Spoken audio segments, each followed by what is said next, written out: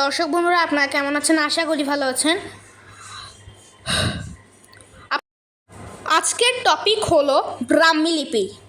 তো চলুন ব্রাহ্মী লিপি সম্পর্কে জেনে নিই।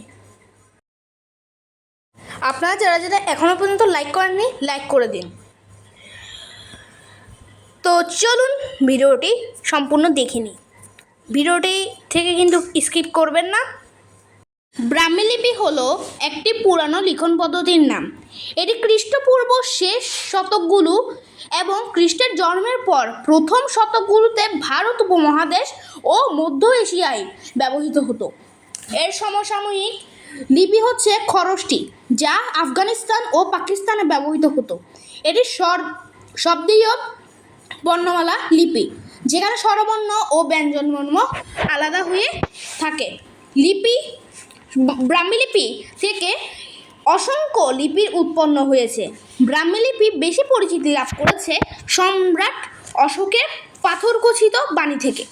এটি উত্তর মধ্য ভারতে স্থাপিত হয় 250 থেকে 232 খ্রিস্টপূর্বাব্দে।